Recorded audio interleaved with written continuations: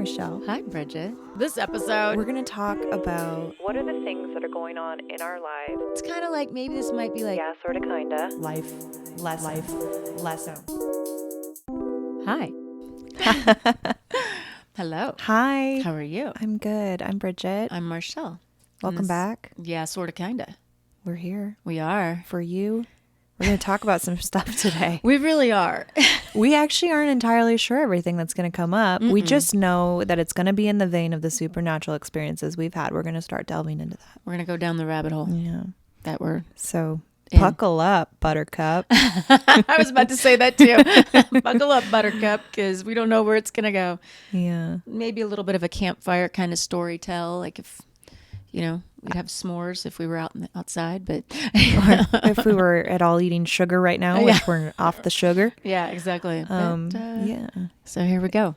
So, we were talking about some stuff upstairs, Yeah. and one of the things that jumped out to me was this idea of that there's like two different types of people. Mm-hmm. I like this. I like and the this example we were using was like, you see something out of the corner of your eye, and most people, I think, are going to write that off as there was a fuzzy in the air, or something fell, or maybe a spider dropped from the ceiling, or just that there was a shadow, or a glimmer. a car went by. Car went by and reflected light off of that, or whatever. Trust me, I've thought A that moth. way. I've been Yeah. that person. I get it. But then there's the other type of person, which we've become, or maybe we've always kind Always of been, yeah. where you start to investigate those odd occurrences that you realize you can't just write them all off, that there's something to be seen here, that it's kind of like it's like a knocking. Yeah, And that's you, very appropriate. And you start to answer that knocking. Is incredibly appropriate. Wow, that really hit me. In what way? Well, there's always that. There's two different expressions, I think. Basically, the devil knocking.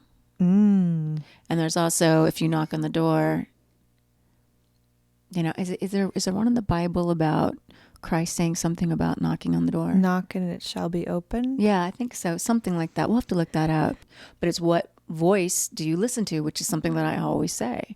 Also, more than that, it's within and it's without. Like I said, I think it was in the last episode, or maybe it was episode 3 when we were talking about Whole30 and tarot cards and whatever. There's, you know, that cartoon, the angel on one shoulder and the devil on the other. And it's what voice do you listen to? There's also some parable, I think it might be Native American, where it's like the two wolves inside you. Ooh. And which one are you going to let? One's like growling and fighting, and the other one's docile. It's like, which wolf are you going to let win? Yeah. I like that analogy too. I think that's very appropriate. Yeah. It's all starting to feel very serious now. And so disclaimer, I know that we can be really fun and perky and silly, and I know that, you know, I'm hilarious, as is Marshelle. We're so funny. But sometimes we're also incredibly serious. Incredibly and there's serious.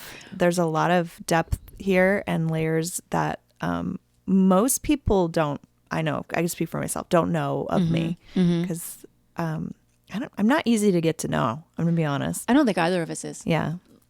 Is. Yeah. Whatevs. Whatever. You know what I'm I grew up saying. in Oklahoma. Forgive my grammar. I'm very friendly, and I'm very readily, I'm open. I'm a very open person. And what I mean by that is like, I'm present with people, and I'll engage, and I'll get to know you, and I'll hold space for people and all that jazz. But in terms of the layers of the onion, what I'm willing to just put out there in the world, this is going to be like a new thing for me to be on this podcast saying this kind of shit. And other than that, it's only been really intimate conversations with people where I'll go there, and very few people I can count on one hand. So Yeah. Well, and it's also, we just kind of feel compelled to talk about some of these things, and there's going to be different layers of it because A, I don't want to get locked up in an asylum. B, me neither. That sounds awful. You know, I mean, that would just be no fun for the rest of my life.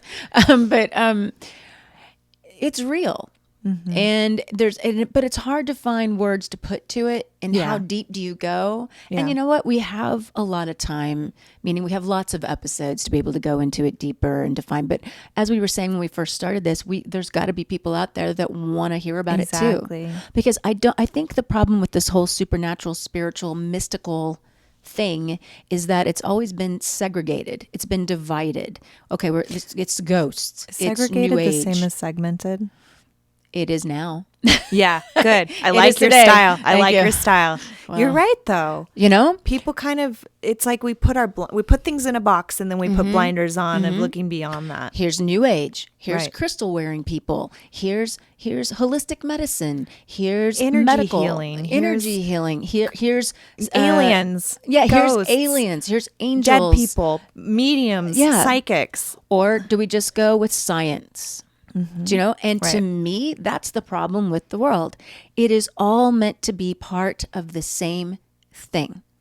You know, Problem being that, what can you expound on the problem with the world being? I will try. I will try to expound on this because I don't know if I have the words for this. But I've always felt that's the problem, is that people try to make everything different, and one's better than the other. One's more right than the other. Right. You could say the same thing with religion. You could say the same thing with The dueling religions. Yeah. You know, when really it all comes from the same place. And maybe if we could look at it all in more of a holistic approach, Yeah. it's all it's a whole, Yeah. instead of just, but there are different parts of it. They're pieces They're of the puzzle. pieces of the whole. Exactly. Yeah. Different pieces of the pie. And you put it all together, it makes the same pie. And if you can look at life, and that's what we were saying about, that's why we made this about life lessons and unknowable things, because that is our approach to life, is that it encompasses everything. Yeah. And it happens every day.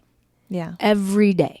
We are reminded of who we are and what this world is like. And what I really think, and a friend of mine, an Irish friend of mine, said, he almost accused me of being racist because in a joking way, because I was like, there's magical people and there's humans. Well, any Harry Potter fan is going to be able to relate to that, because there's the Muggles. Which are like people. And honestly, I've never read the series, so I don't know the rest of the examples right now. But Magical people, wizards or witches or whatever they call themselves in the book. God, I hope remember. I have that right. So, yeah, and I think it's true. And I think when we first started experiencing this, it was like a whole group of us that kind of sort of found each other, and we felt like we all knew each other. I love that you just threw in kind of, sorta. Oh, I did, didn't I? Casually. I didn't even realize into it. Conversation. Yeah. Hence the name, Yeah, Sorta Kinda. Yeah, sorta, kinda. But yeah, exactly. there was a group of us that all were coming to some of these same conclusions at the same time, and it was really incredibly helpful. And we all felt like we all had an instant trust with each other. We all felt like we were all very drawn to each other. We all felt like we knew each other on some level. And each of us we felt like truth to each other. That's about the only way I can explain that. I think each of us had different life experiences that could aid the other in going through what they were going through at the time. It was like this really beautiful kind of give and take. And I mean, I remember having a life experience that this other girl was going through at that time, and it was like, I was able to say, "Oh my God, I totally understand. Like, I know you feel crazy. It was amazing. I get it. I feel crazy too sometimes, and here's why." And yeah, it's so cool. And then some of us fell away, but some of us are still really tight. I mean, we don't get to see each other all the time, but that doesn't matter. True relationship, friendship, anything like that. Yeah. You're bonded, and you'll always be able to just pick up right where you left off. Speaking of bonded, I feel like this podcast has been so cool for our friendship. I agree. I didn't, when we were venturing into this, I wasn't really thinking about, I was thinking about more of like the aspect of that itself expanding and what that could look like. I wasn't even thinking about how our friendship would evolve because of it. Because I guess I already felt so close to you, and like, Same. we already knew each other so well, but like, it's been so special Like to get even to see you deeper. Yeah. And we do this every week, and I love it. it's, So you guys are stuck with us. Well, I mean, unless you stop listening, but we're going to keep doing it. So. But don't do that. That would be dumb. Yeah. It'd be so stupid of you. It's going to get, I mean, it's already good, but it's going to get so good. Much better. Yeah, exactly. On that note, let's talk about some shit. I was going to say, let's get into it. So it was almost like you were saying, there's the people that everybody sees stuff out of the corner of their eye, but it's those that want to investigate it, or those that want to write it off. And it's like we said in quite a few episodes now, it's always been there for us ever since childhood. And it really, I mean, it's like you had to give yourself permission, allow yourself to be like, okay, this is the reality. This is who I am. Well, it's going against what we're taught culturally for the most part. I mean, at least, I don't know. I can't speak for you. I think you had a bit of more of a magical upbringing. Mine was very religious. Excuse me. And I think that even though if you go through the Bible and you're reading these stories and these parables, there's a lot of, for lack of a better word, magical story where you're There's like, a lot of mysticism to it. Right. I don't see a lot of Christians carrying that into modern day. No, it gets twisted. It's always been interesting to me. Oh, well, this happened back then. Yeah. It's like, well, if you believe in prophets and you believe in angels and you believe in all those things, why is it that you only see it in the past? Why don't you see it in the present? I agree. Maybe that's an unanswerable question, or maybe somebody will weigh in who has an opinion on that. yeahsortakinda @gmail.com. So what we wanted to talk about was those things in the corner of your eye and like what all that.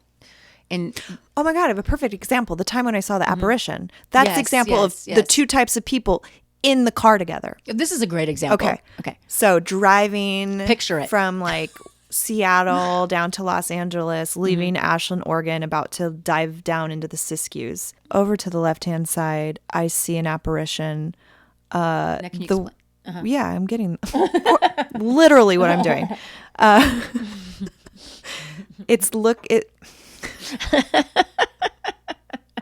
Take two. Go ahead. It looks like smoke. And so first thought is maybe somebody smoking or there's a fire, except nothing about the movement makes any sense because it's not rising and it's not leaving. The quantity of this mist hasn't changed, but the shape of it is changing. It's moving. And where you'd think, okay, well, if it was someone's breath, first of all, it would be much less than it was. This took up about the size of maybe like a car or something, maybe a little smaller than that. And it was there and it moved around and then it was gone in a flash. And so me and this person were like, did you see that? And we discussed it and we were talking about what we saw and we were fascinated. And it was like, oh my gosh, this is so crazy. What was that? What could it have been? It was like an apparition or ghost or something. Within 5-10 minutes of us seeing this thing, they proceeded to talk themselves out of having seen anything and left me to be like, I was just shocked that I'm like, but we saw it and we saw it together. How often do you see something weird and get to see it and experience it with somebody else and then immediately bounce off with them? Yeah. I was so, more than seeing this apparition, I was baffled at the mind's ability to unsee it. To try to rationalize something. And to rationalize it so it's to the point that it was like nothing. Oh, it's nothing. That's amazing. Yeah. Yeah. And so those are the two different types of people. The person that can say, hey, what is that? I want to keep investigating. I'm going to hold space for that mystery. And I'm going to, and it can remain a mystery. I don't know what it is. I don't have an answer even to this day what that was. But they would argue that it never even happened. And to me, that's way more crazy. And didn't they try to make you feel crazy for seeing that? Or is that I don't know if I would say they tried to make me feel crazy for seeing that, or but for saying other things, things down the road. I remember them saying, I think you should see someone. I think maybe you should talk to someone. Me implying that I need to see a psychiatrist or psychologist. You guys can tell, I'm sure, that she's a very grounded, realistic person. I mean, we're both very, I would say slightly skeptical, but yet we know there's things out there, but we don't trust everybody. You just have to feel it when out. You have experiences again and again and again, to ignore them, to me, it seems really crazy. That seems more crazy. Right. Yeah, that's more irrational to me. Right. That's what I've said in those other episodes. It's almost like scientific empirical data. It keeps happening, so therefore There must But be to some have truth. somebody imply that you need help with your mind, Yeah. and you're already like, I was already at a point where I was questioning reality a lot, and so it was almost like pouring salt into a wound, because I already felt like the ground underneath me was really rocky as I was trying to make sense of everything.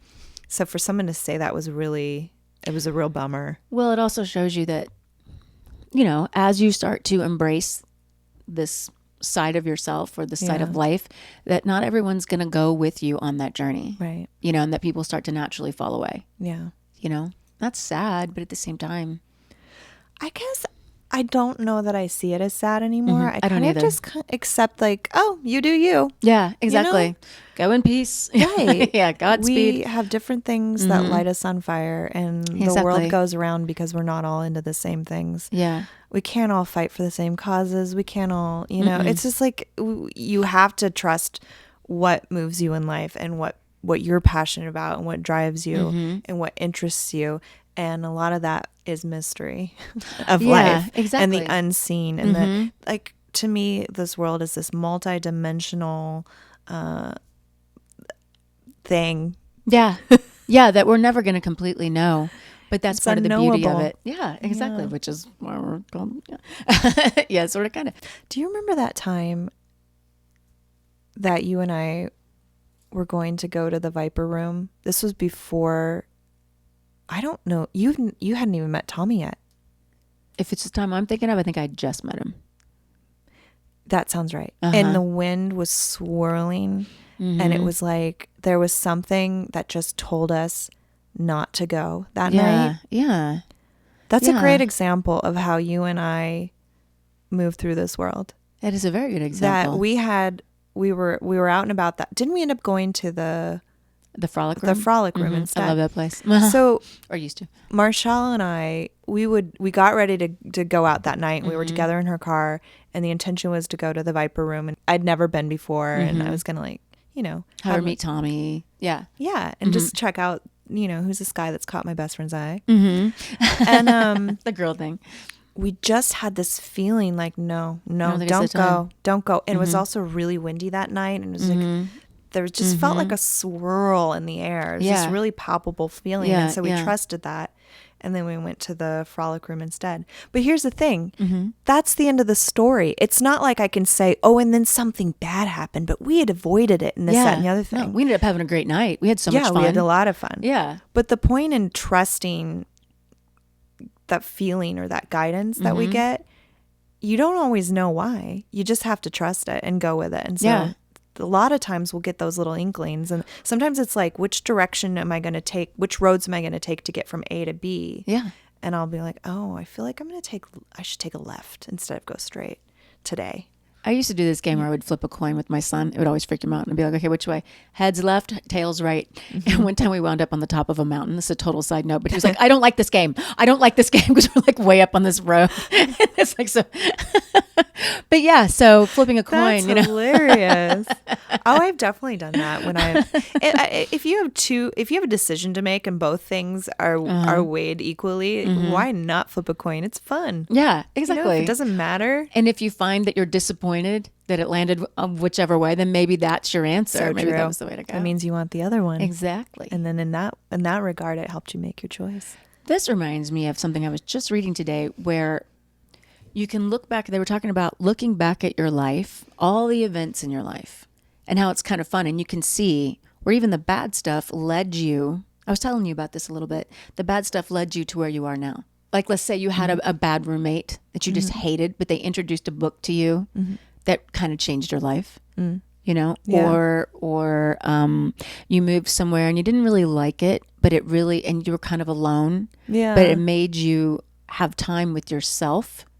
Do you know, to where you really learned something about yourself? I dated a guy right out of high school that, even though I knew who Dr. Wayne Dyer was, it was because of him that I really started paying attention. And I would say I could give you several Wayne Dyer quotes that have been life-changing for me. So yeah, I mean, the point of that relationship really was to help solidify that interest for me. Yeah. And I wish him well. Hi, if you're watching this, Adam. You just said his name too. That's awesome. It's a common name. fuck it. Yeah, exactly. We're talking about the Viper Room. What we were saying earlier, like, because let's talk about the things you see out of the corner of your eye. Yeah. You know, the things that. Have you seen anything at the Viper Room? Oh my God. Yeah. Like, you know. Like what? Okay. Yeah. I mean, it's like things don't usually scare me. I don't really get rattled by things. You don't. You really don't. I really don't. It's weird, isn't I it? rely on that actually a lot. Thank you. Which is why maybe I'll tell you that story. I was going to say. Should I tell that story? Why don't you tell that story first? Okay. Yeah, Marshelle is like a rock to me, like in terms of, or if she feels something, she doesn't show it. Like, you know, like dogs don't show fear or something, like wolves. She's that wolf. That's a fair quality. Yeah. So I had just moved into the apartment I live in now, and I don't remember if I was sweeping or how it came about that this toy, it was like a 12-sided die that it rolled out from under the heater vent. But it rolled, and the look on her face and the chill in her, I don't know whatever you were feeling was a palpable, visceral feeling to me. And it chilled me to the core. And I felt, I can't think of the last time I felt that level of fear in a while. Yeah. It was so terrifying. It terrified me, to be honest. I hadn't felt that since maybe 15, 20 years and prior to to that. Clear. The toy itself, it's not like it was a scary toy. It's that she had a history with toys. This little old, it looked old too. It was old. That's what it was. Threw it away, by the way. Like immediately got it out of my house. I think we saged, didn't we? Yeah, we saged. There was a feel. This is when we were going through that whole like kind of awakening, as we'll say. It was all still pretty new. Yeah, so it felt very significant, and I think it was to remind us of other things. So we'll probably get into it at some point. I just had my son. And I found this apartment in Missouri. So when I lived in Missouri, and I loved this apartment. It was an old building, I think built in like the 1800s. It was all brick. It was upstairs, had this sunken in living room, a slanted ceiling. I just thought it was all like brick, like this brick right here. This beautiful brick, so soft. Like that. But actually it looked like that. Yeah, like Did this it? really amazing. How fitting. I know. So anyway, there was when I first moved in there, I noticed there was a weird feeling in there, but I loved this apartment. I didn't really think, and it was totally spotless. They had cleaned this thing from head to toe. There was a dead bat stuck to the step on the carpeted step that went into the living room, and I was like, huh. Well, that's unusual. Look at that. You know? Yeah. That's. You know, and then there was a dead sparrow, I think, stuck between two double panes of a window in my son's bedroom, But didn't you distinctly did not see these things when you went to not when I went to go look. Right. It was spotless. It was spotless. So these things showed up after I signed the lease. Right. And I was like, and so there was this dead bird. There was no way that I could think of that it got in there. I was like, well, okay. Because it was in between the two panes. It's in between the two panes. And I don't remember That's how. Weird. Yeah, it was weird. I don't remember how we got rid of it. That was just like the first thing. And then I remember I was putting everything away. Then I found this little bitty toy, this really, really old toy back in this closet in the kitchen area, like in the cupboard. I was like, huh, look at that. Oh, I guess they just missed it. You know, and I would clean some more. Nothing was left. Everything was clean. I can't remember what I did with the toy. I probably threw it away because it kind of creeped me out a little, but I was like, there was a little bit of a feeling to it. Fast forward to, just kept finding these toys, like in this random little bitty old toys, like a little car or like a little plastic thing. I can't really remember what it seemed like. There was actually a die, like a little thing of dice, and a burner would turn on sometimes out of nowhere. I'm like, oh, I must have just left that on, you know. But it was a burner on the stove on its own accord would turn on. Yeah, and I think, oh, well, maybe I must have done that. Yeah. Whoops. Yeah, exactly. Sure. As any logical person would, we'd think, oh, I better pay more attention. Exactly. Yeah. Exactly. Or the dogs, I had two dogs, they would get locked in the bathroom. All of a sudden you'd hear the door just slam. And then you'd hear like this whining. And I'm like, how the hell did this happen to the dog? And then I started noticing. But wait, there's more. There's more. And then I started noticing at night when I would walk in to go check on my son while he was sleeping in his crib. He was that little that I was getting this. Almost the only way to explain it is I was almost scared. And not like in a physical sense, but more like, not to sound dramatic, but like in a soul level sense. And the air felt extremely cold around me. I remember that now. And that it felt kind of... That's a thing. Yeah, that is a thing. See, but I wasn't aware of any of that stuff back then. I was just like, that's weird. Very skeptical. And, but I always felt like Josh was safe. My son was safe.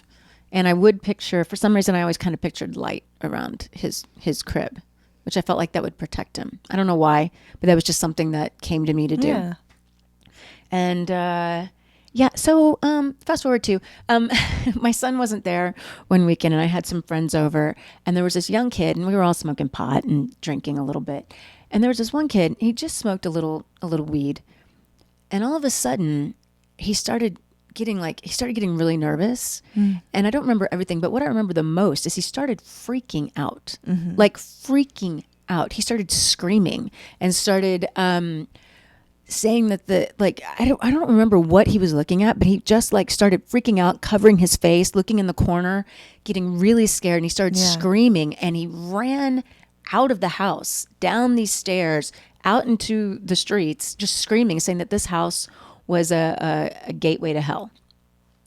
And Side note, I have nothing against smoking weed, but for people who are maybe uninitiated, the reason I don't smoke weed is because it makes me too sensitive to the unseen stuff. And I know that sounds crazy, but my point in bringing that up is I don't believe this kid wasn't just paranoid. No. It was, weed can be like almost like an amplifier. Yeah. And so I believe that it was making him way more sensitive to what was going on. I completely agree. So back to the gateway to hell. Yeah. And so I was like, I'm like, this is an hashtag gateway to hell. Yeah, this isn't an AC/DC song. I was like, what the hell? And so, but I never really smoked pot that much back then. So I just thought, oh, that's weird. That's a really strong reaction. Right. I wrote it off. Right. Like as you some said. Of you who are listening to this right now, you just think the kid was paranoid. Exactly. And then another time, and there were just all these weird things that just kept happening. The dogs also started to fight sometimes. Like they would get this chill in the room. No joke. And then all of a sudden they would just start fighting with each other. And these guys got along great. And then one time their chains, their collars got stuck around each other, and they were choking. Oh. And I don't know how I got them apart, but like that was weird to me. Like these weird things would happen, or people would come over and all of a sudden they would be angry, or there would be a lot of arguments, I mean, it was just really weird. And then there was the one of the last things I remember is I was going down, it was during the day, and I was going down, I was just acknowledging that I started to accept, okay, this place is just a little spooky, or maybe it's just me. I'm just getting a little, at night. I didn't like walking around at night in the apartment. I will admit that. I was kind of like when you're a little kid and you'll run and you'll jump in bed and you'll just stay in bed because you think there's something under there or there's something in the closet. Yeah. That's kind of what I resorted to. So that was that. But then, so all these things just kept happening. So then during the day, I decide I have to go to the store. I get into my car, not thinking anything of it. And I adjusted the rearview mirror, and there was someone, it looked like, in the back seat. And I just saw these red, kind of like bloodshot eyes, and like somebody from the 70s with like the short brown hair with like a jean jacket on, just glaring. Literal nightmare. Yeah. That's literally like the plot to a scary movie. Yeah, exactly. And it was like, but the ominous, evil feeling from that, I mean, it scared me so bad I stopped and I turned around because it was such a surprise. Like I really thought somebody was in the backseat of the car, and there was no one there. Right. So I hopped out of the car. I was like, what the hell? And I like walked around the house for like a little bit outside trying to like calm myself down. I was like, okay, there's nothing there. You have to go to the store, because I think I needed to get diapers, and things like that. So I think maybe a day or two after that, I ended up having this nightmare where I don't remember. Oh, the wait. Elevator? Yeah. It was like a metal elevator, basically, like almost like a freight elevator, but it was kind of crooked. And I just kept going down. And there's all this loud sound, like this clanking of like, boom, boom, boom. Yeah, like going down each level. And it was just, and there was like heat, and it was thick. The air was thick, and it just felt like there was like screams, and it felt reddish and like the color in my mind. And it was basically, and I saw a face that I don't really remember, but it was kind of golden. It was like light around it. And it was basically telling me, it was warning me that if I didn't leave this house, my son, something was going to happen to my son. And my son also, right before that dream, the day of that dream, I had like a child-proof gate to block him so he couldn't get out of the kitchen with me.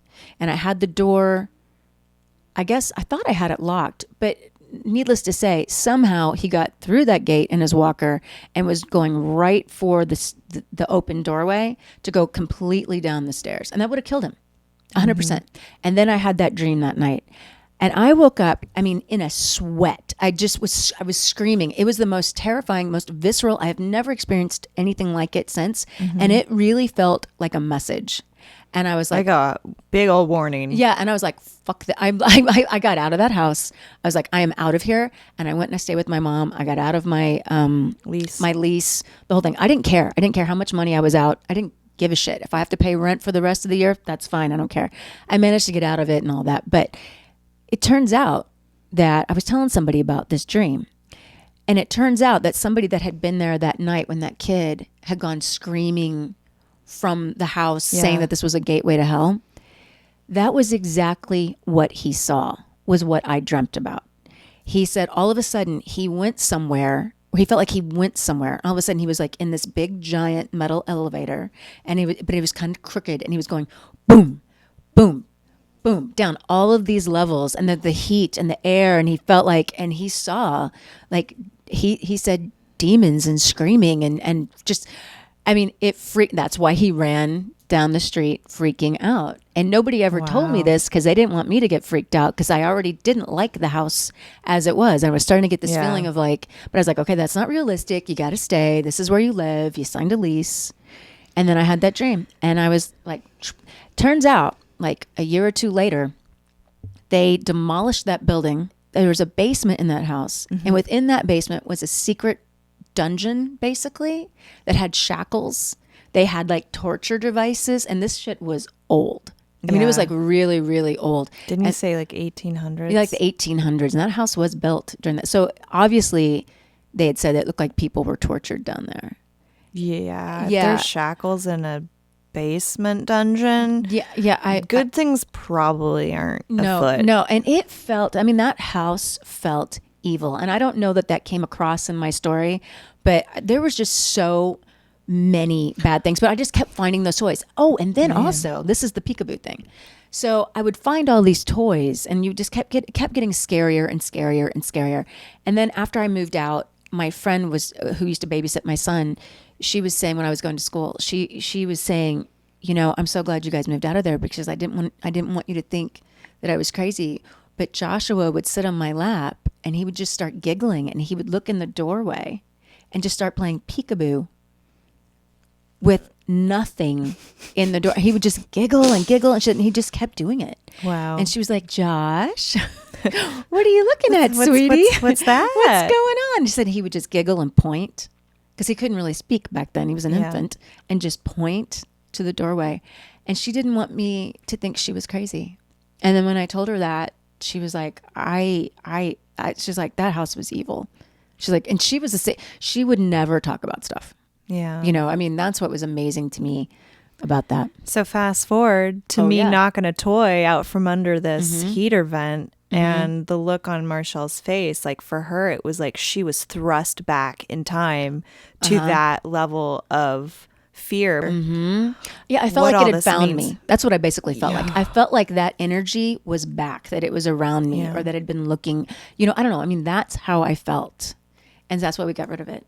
No, my apartment's fine. Yeah. It's great. Matter of fact, I feel very protected there. And I think I want to tell you the key story. Yeah, do. So this particular night, this was when my mom was visiting a couple years ago. And so my mom had a key to my apartment. Marshelle has a key to my apartment. And I, of course, have a key to my apartment. My mom was out with someone who she'd known from way back. And Marshelle and I were about to leave to go somewhere. And I know we were expecting my mom to return. And so since we knew she was bringing a friend over into my space, we decided, hey, let's burn some sage and kind of like set an intention for this space so we don't have anything unwanted come in. So we went through the entire apartment and burned sage and like set some stuff. And then we were leaving, but I forgot something. So I had to go back inside. They just got there, right? Right. I'm about to say. So right about as I was going to unlock my back door, their car pulls up because they were going to park in my parking spot. So it was contingent on me leaving. But my lock wouldn't work. And so I was like, well, wait a second. This is really disconcerting because if I can't get back in, she can't get back in, then the whole thing's off. So I was like, well, Marshelle, you try your key. Couldn't do it. Couldn't unlock it. The door would not turn. No key would turn. It wouldn't turn, right? Right? Yeah. So then I was like, after trying and trying, Mom, you have a key. Let's try your key. Yeah. So we try a third key. It's not budging. I can't get into my apartment. And it's not a matter of going around to the front door because it's bolted. Or it's got the chain. Yeah. It's bolted and chained. So we couldn't locked. use it. Yeah. So there was the only way in would be through the back door or breaking a window, which is not an option. So I think we probably tried for 10, 15 minutes. We did for a while. It was very frustrating. And we're considering calling a locksmith or the management and all this or the other thing. So my mom finally goes to a friend and says, hey, look, I'm sorry. I guess I'm going to have to call it a night. And it was really great to catch up with you. But we're going to have to stay and figure this out. So the woman takes her car. The second she rounds the corner, my door unlocks. Yep. I have never in my life had an issue with that lock before or since. Nope. And you couldn't convince me otherwise. That woman was not supposed to be in my apartment. And all three of us looked at each other. We were yes. And my mom, I can't say what for certain what she believes or what she concluded about any of that because she has her own way of looking at the world. But you cannot deny that that's weird. You and I both were like, I don't think she was supposed to come in this way. I mean, like we both really, because people leave energy. You know, like people give off, you know, or things are attached to them. Some people would say, I believe that. I 100% believe that. Really something. I you know, I'm not trying to say that she's a bad person. No. I really don't understand why she wasn't supposed to be in my place, but I'm glad that that happened. Yeah. Yeah. Oh, me too. That was the coolest. It's so cool. Funny. Like as you were telling it, I was kind of reliving it. I was like, oh, yeah, that's right. Different keys, Marshelle. That was insane to me. I love that stuff though. I got to tell you, like that's what I'm saying. That stuff doesn't scare me anymore. Now the toy did freak me out because I just didn't expect it. And that was a time that was very terrifying. That was a true, and I haven't been scared like that since. To be honest, not even at the Viper Room, which can be creepy. That's what I was just about to say. So, like, even at the Viper Room, and now, as we've said, I think it was in maybe the last episode or the episode before. Upstairs is kind of ghostly feeling, and they've had like ghost adventures there, and which is a show that shoots and like tries to find paranormal activity and stuff. Exactly. If you haven't heard of it. And then what was the other show that was there? Buzzworthy. Oh no, BuzzFeed. That's right. There we go. BuzzFeed. And they kind of do like an unsolved mystery thing. There's two hosts. One's really skeptical and one's really like it's kind of fun. Yeah, it's kind of fun. But so you know, and that place is known. People would say that it's haunted. I would definitely agree with that. Well, it's also very well known for River Phoenix passed away there. So a lot of people associate the Viper Room with him as well, even though that happened quite a while ago. And while that building has been around since like the 30s, you know, like, I mean, there's a lot of history to that place. So upstairs, I mean, I didn't really think anything of it. I just thought, oh, it's kind of cool. You know, like we'll wait and see what happens. I would go over there with, you know, my husband and hang out. One time I'm sitting in the office and this was the first thing where I was like, okay, something's up with this place. There's I would have swore that somebody walked into the office because I saw them Like, and it wasn't even out of the corner of my eye, but it was kind of the corner of my eye, but it was kind of like cat corner. Right. But I literally saw it. And then I looked again and I realized no one was there. Yeah. And that was my first experience. Like, whoa, you know what I mean? Like, and then you'll hear footsteps running over, like, I don't know, above, I guess in the ceiling. I don't know if there's an attic there. I don't know what it is there, but you hear footsteps. I've felt something. I thought you walked back from the bathroom once. You weren't there yet. There was nobody there. I didn't know that. I thought you walked around. This is one night when it was like really packed and you're like, I'm going to venture forth to go to the bathroom, which is like a whole thing. And I thought you were finally back. And I turned around to be like, those lines, man. I know. I turned around to say something sarcastic about somebody, you know, who wouldn't leave us alone.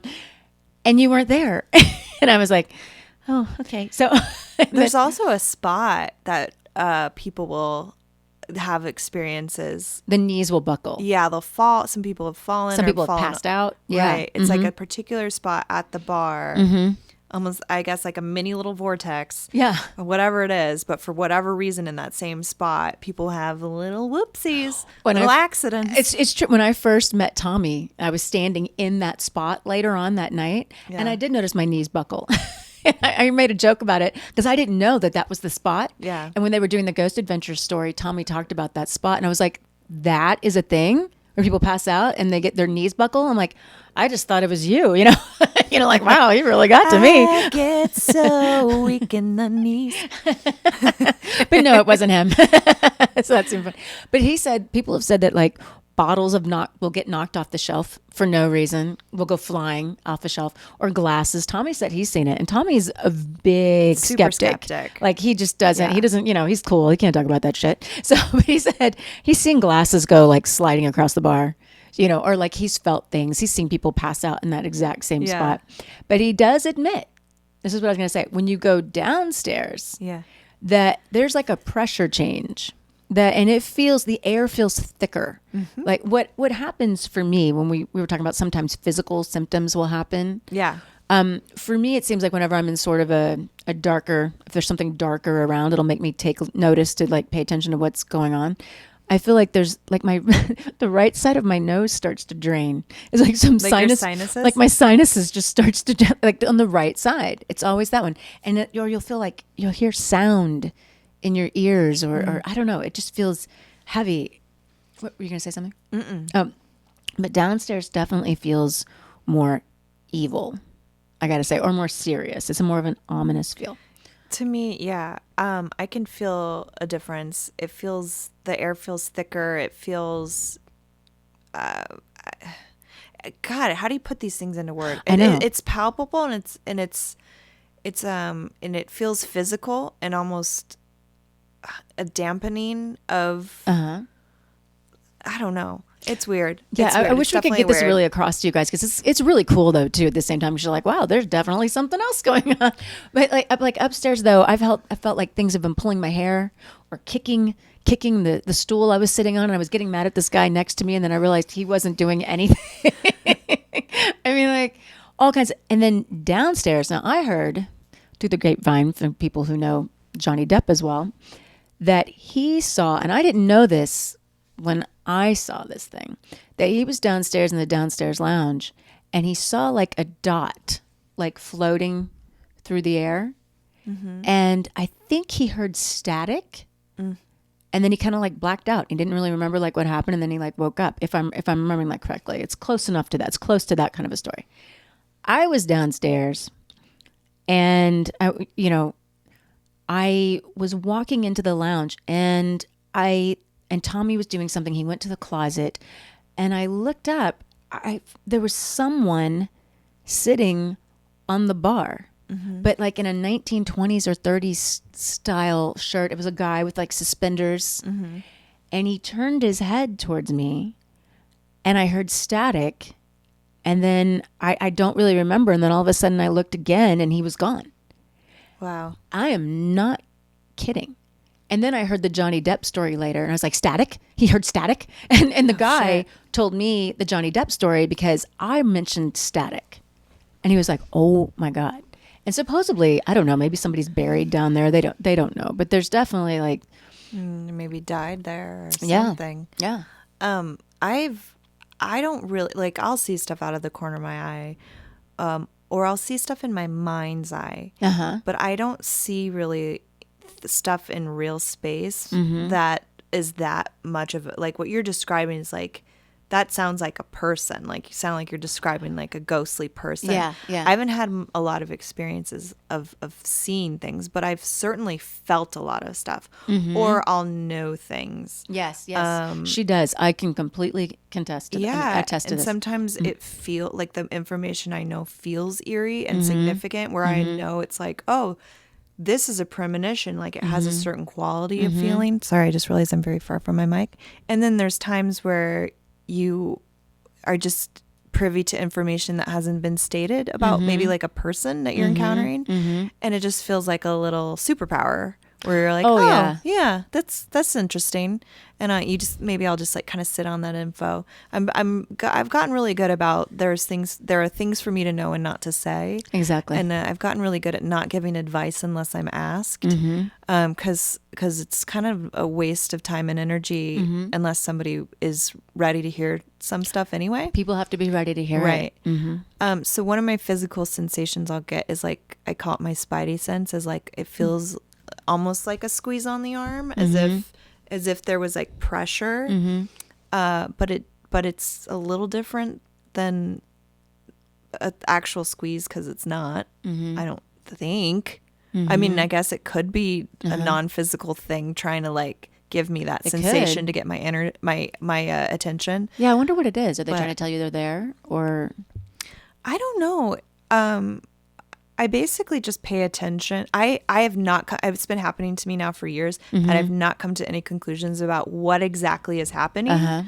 But it usually makes me pay way more attention to my surroundings when I feel it. Like, okay, well, let's pretend this is an alert. So what might happen in the next 20, 30 minutes, you know? So I'll be extra vigilant. Or I guess there has been one time where I was speaking with an old roommate whose mother had passed. Yeah. And I don't remember exactly everything we were talking about, other than just maybe delving into a little bit of of our belief system about what happens to loved ones after they die. And I remember feeling that. And so I literally said hello. Didn't hear anything. You felt the squeeze, you mean? I felt the squeeze, and I said hello and acknowledged that, because I was experimenting. I was like, well, what if this means, that her mother's here on some level, and she's trying to communicate? Not a comfortable place for me to explore, but I was being open and trying. So then I just got this overwhelming urge to give this girl a hug. I mean, it was just like a compulsion. And so I said, is it okay if I hug you? And she broke down into tears and said, like, just kind of like, yes. And she crumbled into me as if she was my child. And I held on to her, and I felt very protective of her in that moment. And then after we had that embrace, she said, I said to my mom in my mind, if it's you, I wish I could hug you right now. Wow. Whoa. Wow. Yeah. That's whoa. Yeah. Like, I'm getting chills now I know, just talking about it. And what I want to say to that is, like, all this stuff, it could be scary, but we look at it as like, ooh, that's so exciting. I do now. What does that mean? Yeah, back in the day, maybe. Even as this was happening, it was uncomfortable. It was kind of freaking me out a little bit, because I hadn't fully gotten used to this idea. I hadn't given a lot of thought to death. Yeah. And what that means, and what the other side means. Yeah. But now it's really cool and comforting. It is comforting. It's completely changed the way I look at death. Yeah, my me relationship too. with death and grief has completely changed. Yeah. I was just thinking about that. I was like, do I want to go down that road? I definitely, of talking about that. Yeah, wherever you want to go. I definitely have a different, I don't want to say relationship with death, but I look at it differently. It's still incredibly sad. Of course. I mean, of course.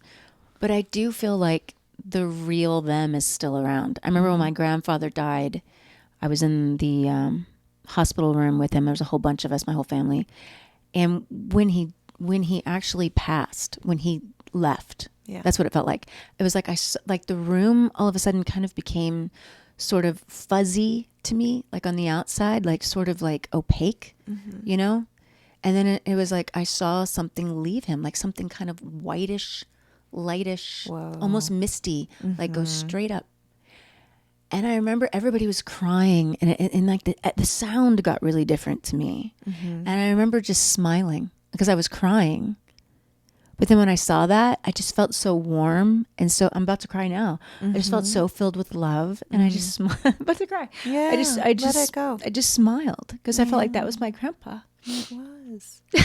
And he was at peace. And he was feeling immense joy. Yeah. Yeah. Yeah. Because he was free from the body, that whatever was going on with his body in that moment, he was released from that physical pain and suffering. Yeah. And he was surrounded by loved ones. By his family. Yeah. My grandpa was awesome. And he was being greeted by his loved ones waiting for him on the other side. Yeah. In my mind, that's how it works. Exactly.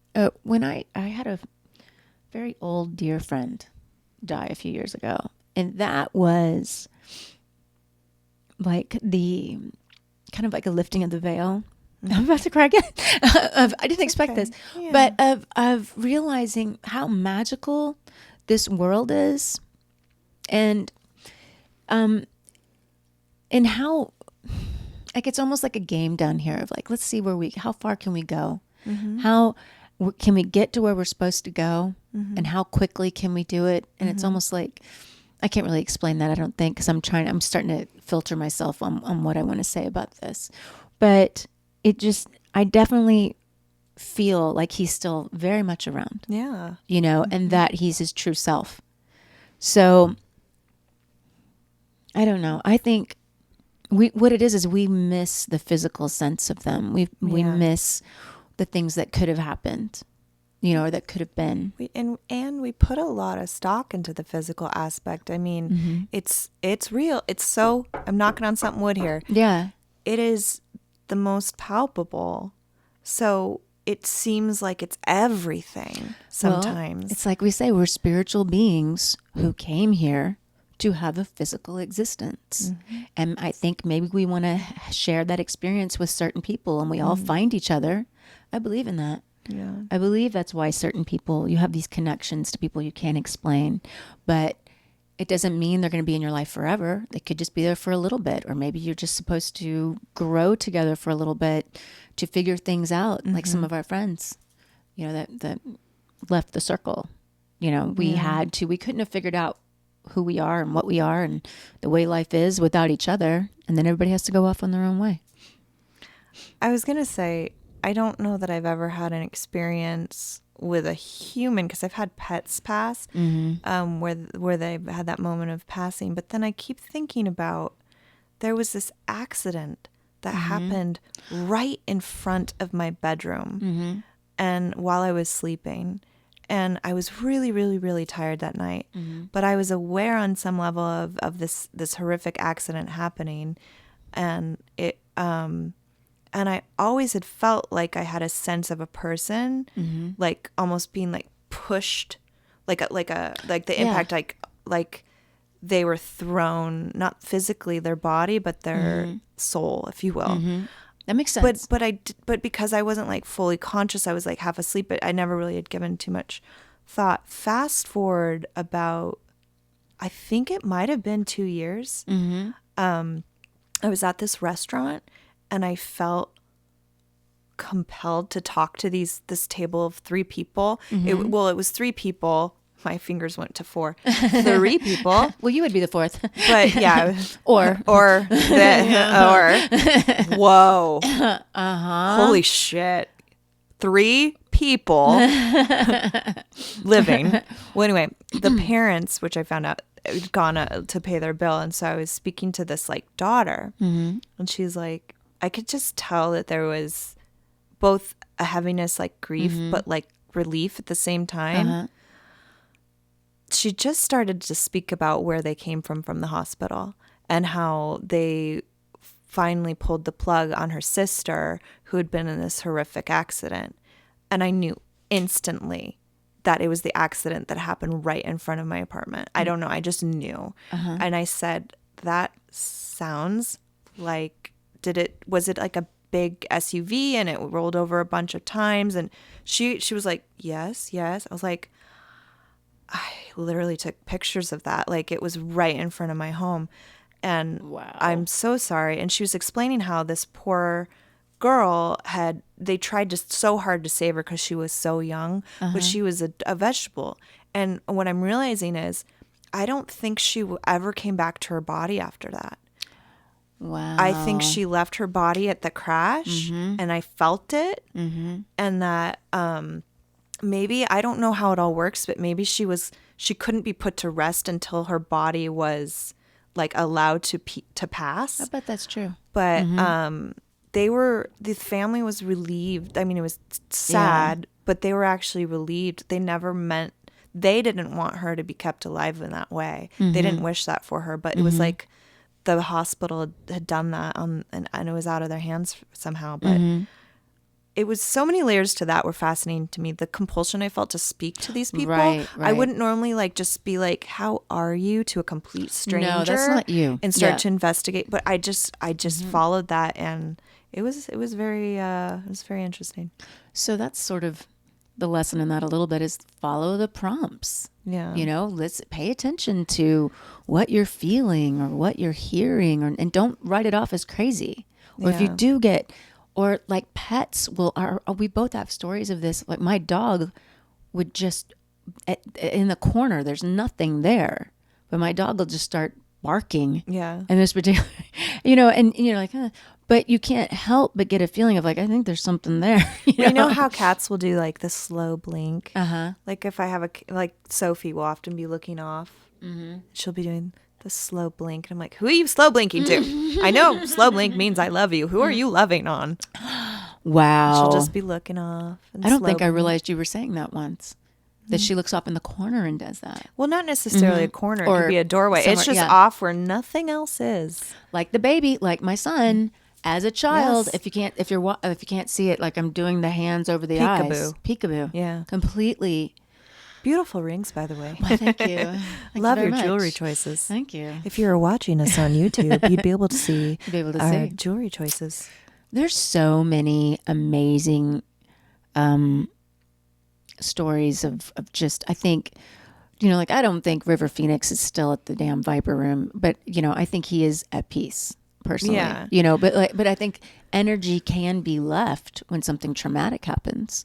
Yeah, I don't think loved ones like on the other side means that they're ghosts. Yeah. Like I'm not going to try to No. explain how it all works, but I'll just say I think a ghost seems to be when something's like still around. Maybe that's like the trail of energy a little bit, but the spirit itself is wherever it is, Well, and if we have a multidimensional existence and time isn't linear, who knows if it's not just like you're saying, like an echo of something. Yeah. Mm-hmm.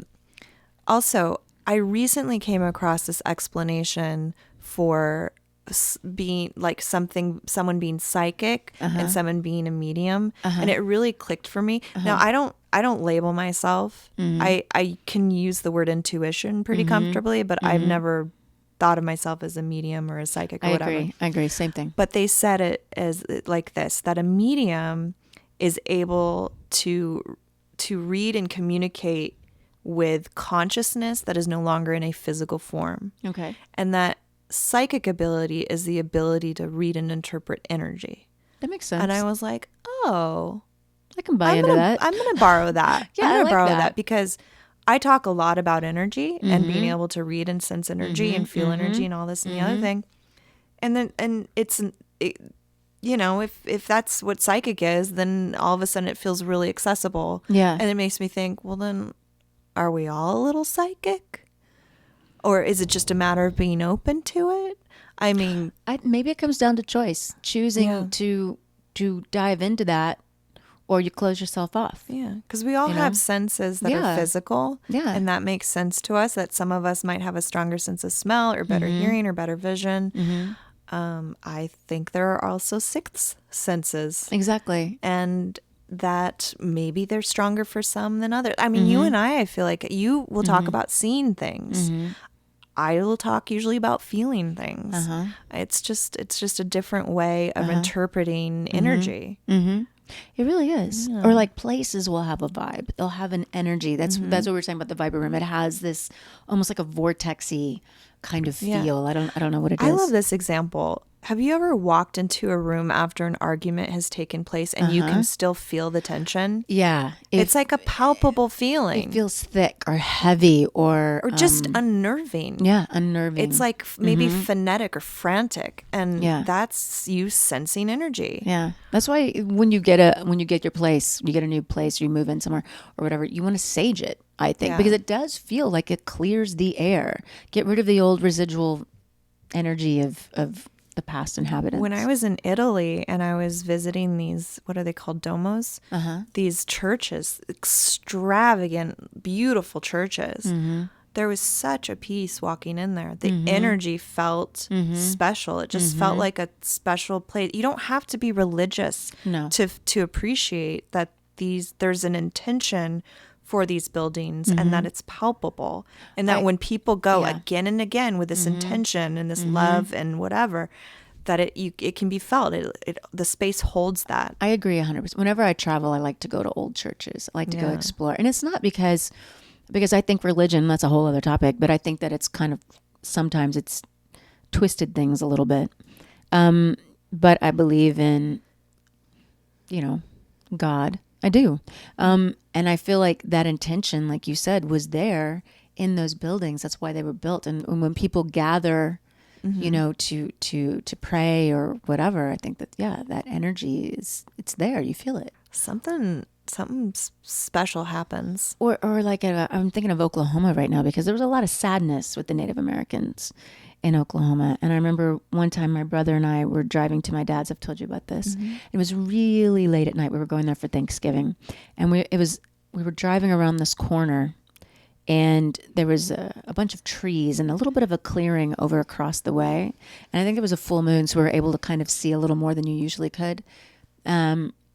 We both saw like Native Americans dancing around in like way back when, old regalia, but they were almost like kind of glowing, like silvery light almost, but yet with a little bit of color.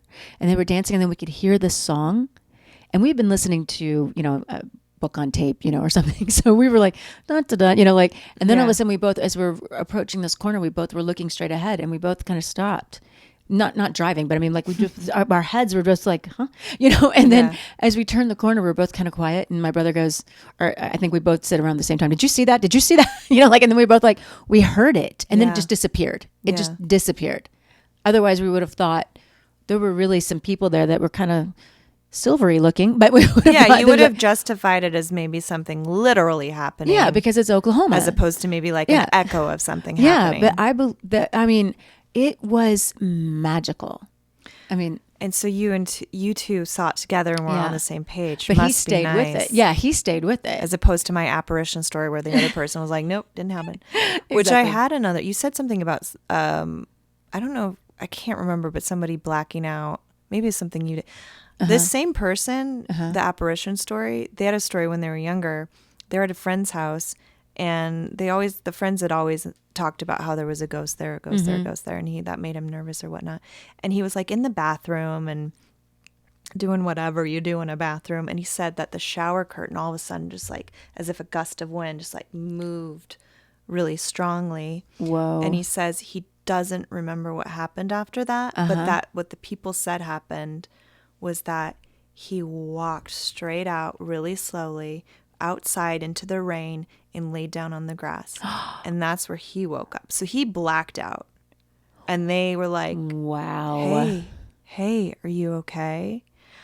I think that experience was so traumatic for him that he never quite recovered. I think you're right. Yeah, because I often tried to speak and he would talk to some extent about stuff, but there was like a line he just wouldn't cross. Yeah, I think some people just it frightens them on a level they don't really understand. Yeah, so I'd rather shut it down. I can relate to that. I felt like for a long time it frightened me on a level I didn't understand, and pushing through that fear was extremely uncomfortable.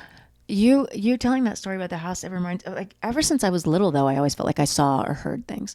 But I was a young, I think I was like 13. My parents were building this house, and my little brother Kevin was maybe 5, I think, at the time. And there was like this little house on the property that they would live in. It was a tiny little cramped house while they were building the main house. That was everybody's favorite house out of the family. It felt like that was like the home. Anyway, weird stuff started happening in this little house. And so my stepmom, Bonnie, she's like, there's a ghost here. And she just named it Oscar. So nobody would be afraid of it. You know what I mean? But like salt shakers would be moved. Things would be, they would put stuff up and then they would be in another cabinet, you know, and then like, or I think she said she saw footprints on the floor once, you know, like weird little things. Yeah. And my little brother that's why she was like, oh, it's just Oscar, you know, don't worry about it. You know, or like went to grab the salt shaker. I remember there's something about the salt shaker because I was young, so I don't quite remember the details, but something about reaching for a salt shaker that they had just put down and it was moved completely over to the other side. And they're like, oh, that's just Oscar, you know, like everybody's trying to laugh about it. And then the house, fast forward to, the house is actually built. This is in Oklahoma, by the way. The house is actually built. And my Uncle Mike was coming to stay, and he was staying in the little old house. And Bonnie had made some joke and told him about Oscar. And he's like, yeah. And one night, and he started noticing weird little things. He's like, where's the toilet paper? I put the toilet paper down, and it wouldn't be there anymore. And you're like, and so that's why she was always joking about it. One night, he's laying in bed and he's kind of like, you know, trying to get to sleep, and he heard something and he's kind of looking around, so he's a little spooked. And then he's like, okay, just ignore it. And then he felt a presence all of a sudden. He said he felt weight laying on the bed next to him, and he saw the indentation of a head on the pillow. And he said he jumped up. My mom said he jumped up and just started screaming and ran out of the house. And he was like, I'm never sleeping in this house again. Oh my God. So, you know, my stepmom had this kind of humorous approach towards it. So that way it wasn't quite so scary. Yeah. So maybe that was a little bit of my introduction to where I wouldn't be. Or maybe I just naturally had an inclination to be like, wow. As long as it wasn't hurting me. Because there's definitely some scary stories out there where people are, like my house, the house, that one house that I lived in, that freaked me out. And that's what I mean. I'm a cool cucumber with stuff like that. I don't know why. I just always have been. But that's what I expect from you. Thank you. So when you get startled, I don't know that I've ever really seen you startled since. I don't think I have But been. when I saw you startled, that's why I was like, what? I remember you saying that. You said like all the blood rushed from my face. Yeah, I mean, like, I couldn't explain, you guys. It was like this feeling, and I was like, oh my God, it found me. You know, or like I hadn't thought about that. I had not thought about that since, at least 10 years. Yeah. You know, I hadn't, if not longer. I had not thought about that until that little piece of dye. Is it dye? Is that what you say? The dye rolled out from underneath the. I mean, I think you would say a 12-sided die. I think it's dye. Yeah, but I think you can call it a dice. Wait, no. Whatever. Anyway, dice. That thing rolled dice out. Is plural. Yeah, that's why I think it's a die. It's a die. So the die. That just sounds wrong though, doesn't it? But the die. Well, rolled the irony out. of the word being die. Yeah, that might be why I'm dun. resistant to that. But we're also resistant to being wrong. We don't want to say the wrong word and then have you guys correct us. Make fun of us. There's things we've said wrong in past episodes. We're like, ugh. It just drives us crazy because Yeah. we're both a little bit of perfectionists. Yeah. And we we think also about don't it. want you to think we're dumb. No, because we're not. not. But we might. I'm a little grammar challenged sometimes as I've gotten older. I've noticed that. I used to be really good with grammar, but now my excuse is, well, I grew up in Oklahoma. We're not too. You know, we weren't too keen on getting careful. that right. Yeah.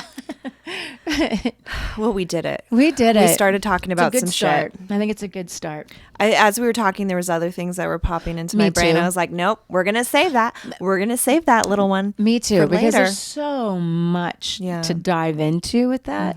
But email us, you guys. Tell us your stories, or what do you think? What's happened to you? I mean, we'll call it campfire stories. It's the best. Emailing is the best because, as opposed to the other platforms, because one, we will be able to organize it easier. We'll also be able to like read it more easily, and you have a little more room to go. Expound. Although don't be long-winded, because if it's too long-winded, it's not really something we can read unless we have to really summarize you mean out loud? it. Out loud. So if you want it maybe to be a story you want us to share, keep that in mind, and keep brevity in mind, and also keep in mind if you want to be anonymous or not. Yeah, let us know. But if there's ever anything you want to share and you want us to talk about it, we will completely talk about it. We'll say so and so said. We'll start to collect these. Yeah. So start now so we can build our little story. And if you want to, like, hey, maybe you want to leave a 5-star review and you want to leave the review as a little story, maybe we'll read that. Which, by the way, just to circle back around to it, keep talking while I pull this up. We told you we would read if we got one. So you talk about something while I pull it up. Well, we just want to thank you guys for all the positive feedback and for listening and coming back in and checking us out each week. And it's really great. We didn't expect to have such a great little community already. And it means the world to us that you guys actually get it and you care and you want to listen. And I love that the comments. Ooh, we're up to 18 5-star ratings. Look at that, you guys. Okay, so we have a Florida man comment from Ep6. It says Florida man is the title. And then 5 stars. Very important. Very important. Charged with attacking minion of Florida boardwalk. And I imagine a minion, like someone dressed in a minion costume. That's what I imagine. Yeah, but we really don't know because it's the Florida Man Challenge. Yeah. And if you don't know what we're talking about, well, you missed out because you haven't listened to the episode. Shame on you. Was that episode 2 or 3? I think it was episode 2. Mm-hmm. Episode 2. Episode 2. If you want to know what the heck we're talking about with this Florida Man stories. Well, there we have it. There you are. Here's episode 5. Is it 5 or 6? Oh, shoot. I was just there. I think this is 5. I think this is 5. Anyway. 1, 2, 3, 4, 5. Yeah. Yeah. So I'm Bridget. I'm Marshelle. This is yeahsortakinda. And we'll see you guys next Wednesday. Yeah. Subscribe. Yeah. Do it. Subscribe. If you want to watch us, we're on YouTube, or you can listen to us anywhere. That's true. We're everywhere. We really are. Yeah. We're not going anywhere. So. Oh, yeah. This. Oh, yes. Found it. Okay. 3, 2, 1. Bye. That was a long one, I think.